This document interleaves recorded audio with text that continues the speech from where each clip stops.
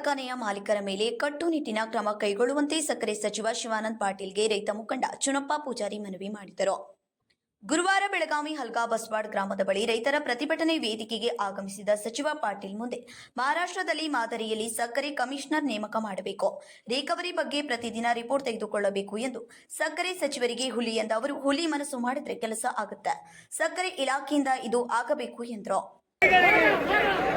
ಹಸಿರು ಸೇನೆಗೆ, ರೈತ ಹೋರಾಟಕ್ಕೆ, ರೈತ ಚಳವಳಿಗೆ ಜೈ ಜವಾನ್, ಜೈ ಜವಾನ್. ಯಾತಕ್ಕಾಗಿ ಹೋರಾಟ? ಕರ್ನಾಟಕ ರಾಜ್ಯ ರೈತ ಸಂಘಕ್ಕೆ, ದಾತರಿಗೆ, ರೈತ ದೇವರುಗಳಿಗೆ, ರೈತ ದೇವರುಗಳಿಗೆ, ಪ್ರೊಫೆಸರ್ ನಂಜನ್ ಸ್ವಾಮಿ ಅವರಿಗೆ, ರಮೇಶ್ ಅಣ್ಣ ಗಡದಣ್ಣವರವರಿಗೆ, ಕರ್ನಾಟಕ ರಾಜ್ಯ ರೈತ ಸಂಘಕ್ಕೆ. ಈ ದಿನದ ಚಳಿಗಾಲದ ಅಧಿವೇಶನದ ಹೋರಾಟದಲ್ಲಿ ಭಾಗವಹಿಸಿರ್ತಕ್ಕಂಥ ಎಲ್ಲ ನನ್ನ ಈ ಒಂದು ವೇದಿಕೆ ಎಷ್ಟು ಅರ್ಥಪೂರ್ಣವಾಗಿದೆ ಅಂದ್ರೆ ವಿಶ್ವಾಸವಾಗಿ ಮಾತಾಡಿಸಿಕೊಂಡು ಮಾಡ್ತಾ ಇದ್ರಲ್ಲ, ಇದು ನನ್ನ ತಾಯಂದ್ರು ರೊಟ್ಟಿ ಹೊತ್ತು ತನ್ನ ಎಲ್ಲರಿಗೂ ಸಹ ಆಹಾರ ಹಾಕುವಂತ ಕೆಲಸ ಮಾಡ್ತಾ ಇದ್ರು.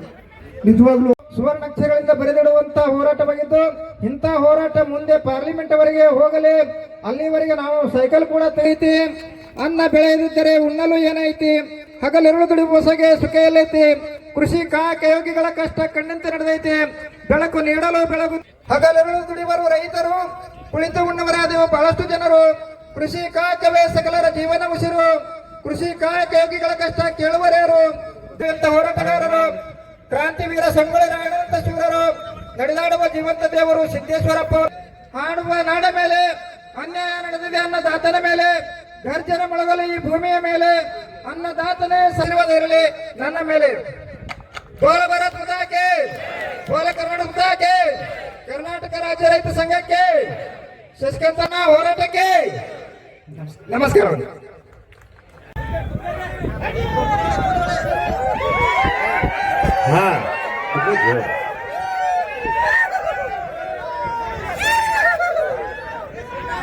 ಕರ್ನಾಟಕ ರಾಜ್ಯ ರೈತ ಸಂಘಕ್ಕೆ, ಅನ್ನದಾತನಿಗೆ ಜೈ ಜವಾನ್.